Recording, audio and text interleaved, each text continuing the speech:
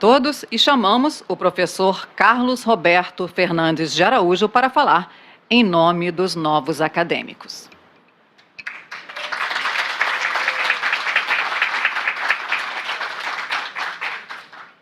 Senhores membros da mesa diretora, difícil até falar para vocês, porque Mara, a vice-presidente da academia, foi minha professora na EBAP, trabalhamos juntos e tenho um carinho muito grande por ela e, felizmente, eu fui eleito para a diretoria de administração da academia e nós vamos voltar a trabalhar junto e temos muita coisa para fazer, ela já avisou.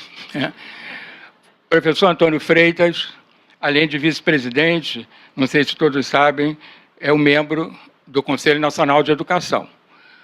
E vice-reitor da Estácio de Sá, da Fundação Getúlio Vargas. Quase troquei, professor. Troquei. Isso daí é reflexo condicionado. E Bianot, eu vou chamar assim Bianot, que eu tive o privilégio de ter o Bianot como colega de turma na graduação, turma essa que esse ano nós vamos comemorar na casa do Bianot 45 anos de formados. Então, realmente é um privilégio muito grande. Também queria agradecer aos novos acadêmicos pela oportunidade de estar aqui falando em nome de tão renomadas figuras da gestão e da academia, ou de ambas. O Carlos Romero Giacomini, o Marco Flávio Gonçalves e o Mauro Cross. Não preciso nem dizer da minha emoção, porque eu sou cria dessa casa. Eu aqui fiz a graduação, meus colegas de graduação estão aí presentes, depois fui estagiário, fui bolsista, fui professor aqui com a minha amiga Ana Marquezine, que me deu a oportunidade de ser professor em company. E depois, obviamente, agora retorno num doutorado sanduíche com a Universidade Rennes e com o apoio da Fundação Getúlio Vargas, e que fez eu repensar toda a minha vida acadêmica. A grande verdade é que o Brasil está atravessando uma crise política, econômica, ética e moral. Reconquistar a credibilidade e condição básica é a condição básica para reconstruir esse país. Hoje estamos discutindo a PEC do teto, que não se fala em outra coisa. E, consequentemente, segundo algumas pessoas, a perda de recursos para a educação e a saúde. Pode-se discutir a forma de reajuste do teto, mas há que se impor limite para os gastos públicos. A grande verdade é que os recursos, eles são finitos, eles não são infinitos. As nossas necessidades, elas vão crescer sempre em progressão geométrica e os recursos vão crescer em progressão aritmética. Ou seja, nós vamos ter sempre maiores necessidades para serem atendidas do que os recursos disponíveis. E, para isso, não há fórmula mágica.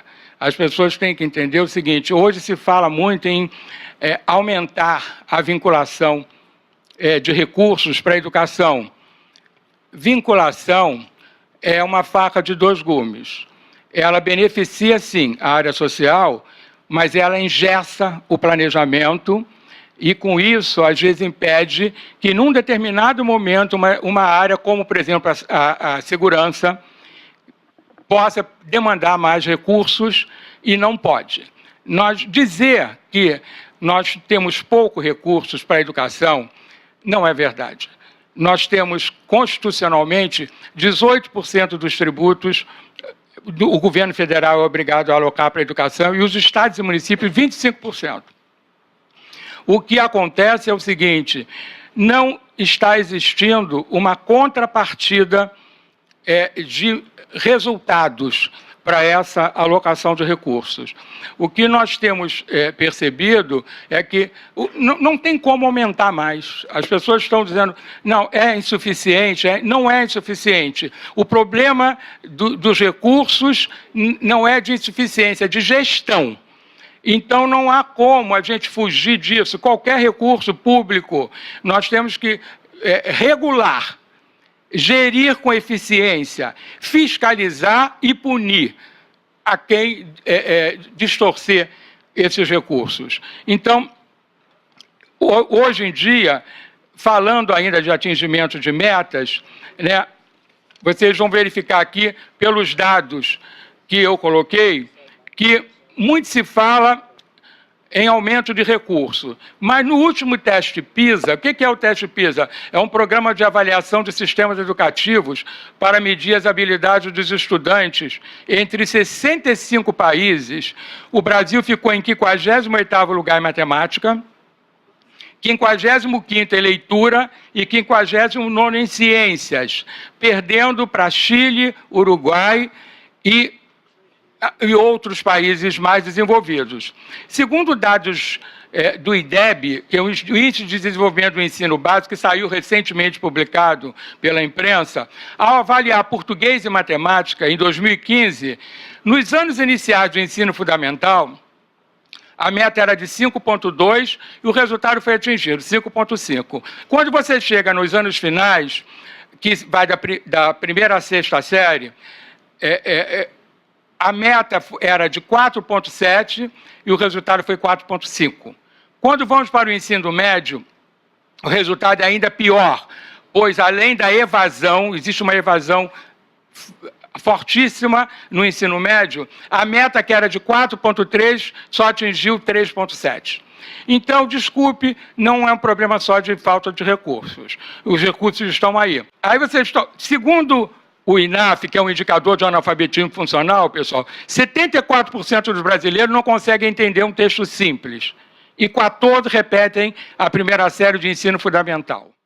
O que acontece? Por que eu estou falando no ensino básico e fundamental, quando nós estamos aqui tratando do ensino superior? É porque nós recebemos, nas nossas faculdades e universidades, esses alunos, e que nós temos que resgatar isso, que no passado a gente não tinha esse problema.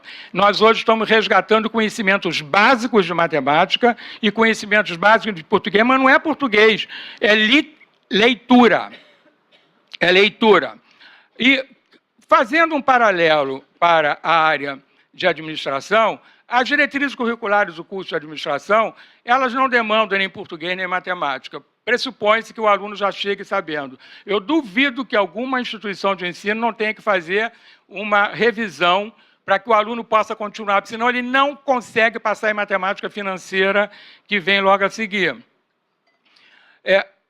Hoje em dia, nós estamos atravessando também no ensino superior uma situação bastante complexa, porque se fala muito também...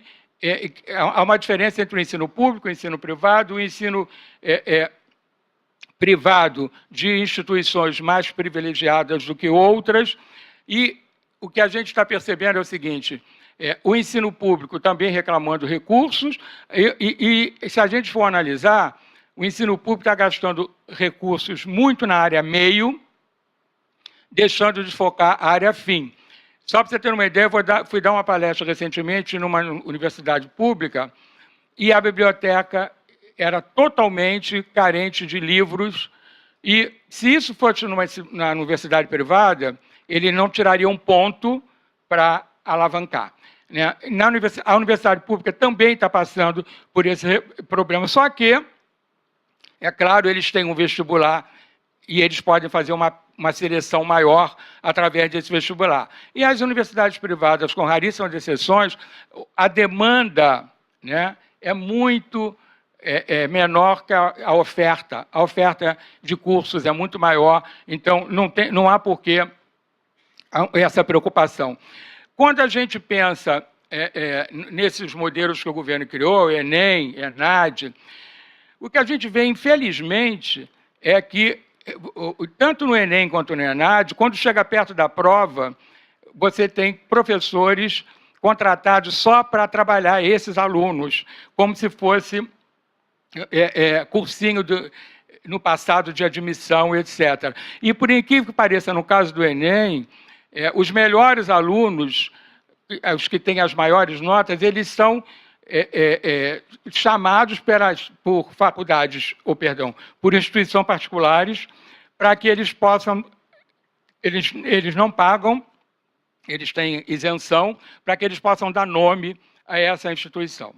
Né? Nós estamos com outro problema também que está surgindo, porque nós estamos, no ensino superior, temos um ensino presencial e temos uma excelente ferramenta, uma modalidade de entrega, que seria o ensino à distância, né? Que, obviamente, quem usa o ensino à distância é porque não tem muito tempo e porque ele é mais barato, bem mais barato do que o presencial. O ensino à distância, você faz um curso de administração por R$200 por mês, e o ensino presencial você não tem nenhum por menos de 600. Então, são 3 vezes. Então, quem não tem recurso, procura o ensino à distância. Só que está havendo uma distorção muito grande aí também. Só para vocês terem uma ideia, nós temos, em algumas instituições de ensino, 200 a 300 alunos alocados a um professor no ensino à distância. Isso não é aula, isso é culto. É culto, desculpe. É impossível você ter esse nível de resultado. A grande verdade, peguei uma opção de coisa tua, né? A grande verdade é que nós temos que repensar o ensino superior, as particulares, totalmente dependente do FIES. E quase que esse governo escorrega numa casca de banana agora, que mandaram com urgência a liberação de recursos para o Congresso, não sei se vocês leram. E o que está acontecendo? Se o governo tivesse liberado sem passar pelo Congresso, seria uma pedalada fiscal. Então, é por isso que está preso lá e é por isso que os alunos não estão conseguindo concluir os cursos. Será que as universidades privadas, algumas faculdades com 70% de alunos no FIES, né, elas praticamente se estatizaram, estão dependendo muito de recursos públicos, né? E é isso que está acontecendo. Por outro lado, tem as pequenas passando por situações dificílimas. Eu tenho ido ao interior e as pequenas estão atravessando, porque o que está acontecendo? Uma evasão grande por dificuldade de recursos, alunas às vezes não têm como pagar, né? Tem coordenador numa instituição pequena que eu fui, a convite do Conselho Regional, fazer uma palestra, ele mora a 75 quilômetros da faculdade, além dele se deslocar, todo dia ele ainda leva 4 professores, porque naquele município não tem professores especializados naquela disciplina.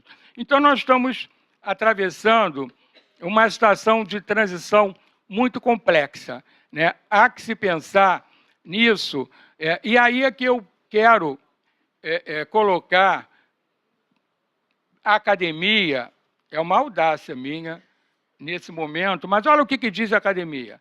A Academia Brasileira de Ciências da Administração é uma sociedade civil de natureza científica e cultural, sem fins lucrativos, que tem por objetivo o estudo, o desenvolvimento e a difusão da ciência da administração no país e o estímulo à ação e aperfeiçoamento dos administradores. A academia não está presa a amarras nenhuma.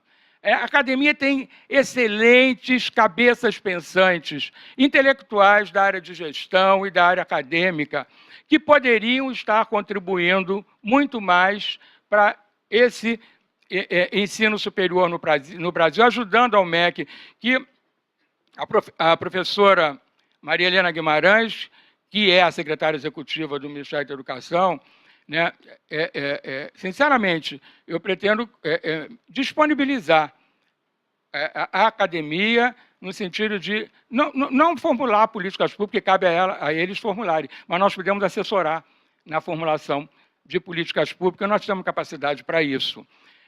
Ao finalizar, eu gostaria de agradecer aos parentes queridos, aos amigos de toda uma vida que estão aqui, né?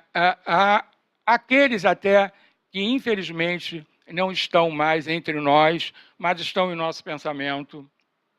E, finalmente, a todos os que vieram nos prestigiar. Muito obrigado pela presença de vocês e eu espero que agora, ao finalizar, vocês fiquem um pouquinho mais conosco para um congraçamento que nós vamos ter. Tá? Muito obrigado.